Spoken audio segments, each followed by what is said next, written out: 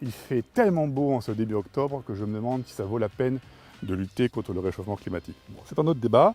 Pour ceux qui veulent limiter les émissions de CO2, il y a les voitures hybrides et surtout les hybrides rechargeables, en théorie, comme cette Kia Xceed qui, attention, vient juste d'être restylée en profondeur. Et ce restylage, c'est quoi?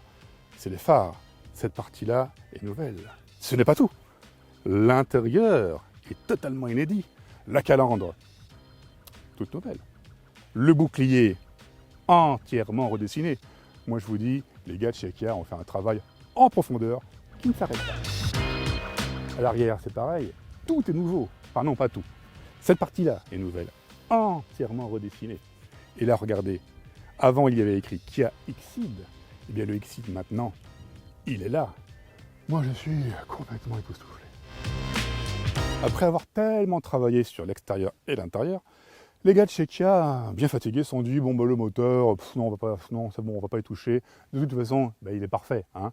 Bon, à quoi on a droit? Toujours un 1600 à injection directe de 105 chevaux, allié à un moteur électrique de 60,5 chevaux, et l'ensemble produit 141 chevaux, c'est logique, et ça lie à une batterie lithium-ion polymère de 8,9 kWh, censée apporter, sur cette version, 42 km d'autonomie électrique.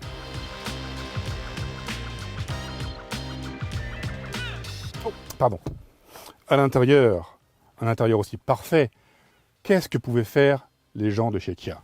Eh bien, ils sont allés jusqu'à totalement refaire le combiné d'instruments. Il comporte même un contour, ce qui, sur une hybride rechargeable, est une rareté. Pour le reste, on retrouve le tableau de bord de la Kia Xceed, c'est-à-dire plutôt un beau meuble, bien fabriqué, ergonomique. On a des vraies commandes de clim, pas comme chez d'autres. On a des sièges plutôt confortables, électriques sur notre version. Franchement, je dois dire que l'ambiance est plutôt chic, classique, mais il n'y a pas à s'en plaindre. Dynamiquement, cette Kia Xceed hybride révèle plutôt de bonnes surprises. Pourquoi? Parce qu'on a droit à des trains roulants plutôt évolués. À l'avant, il y a des butées hydrauliques. À l'arrière, il y a un multibras, alors que les concurrentes n'en ont pas toutes. Ça donne quoi? Ça donne un comportement routier plutôt très sûr, en fait, et même agréable. La direction est assez consistante, précise, on sent correctement la route. Le train avant a plutôt tendance à bien accrocher.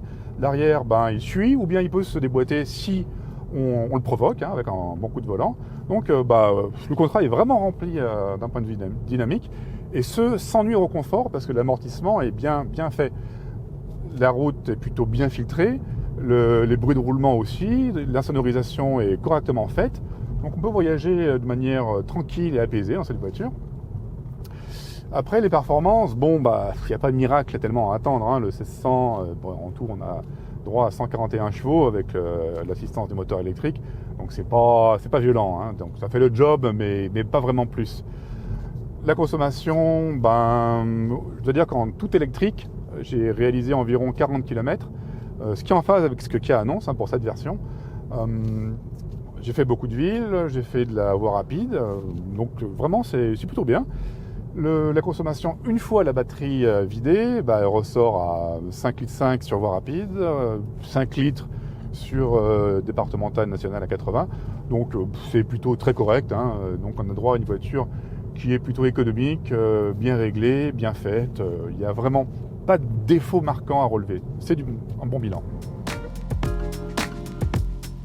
Au final, quel bilan dressé de cette Kia Xceed hybride rechargeable restylée?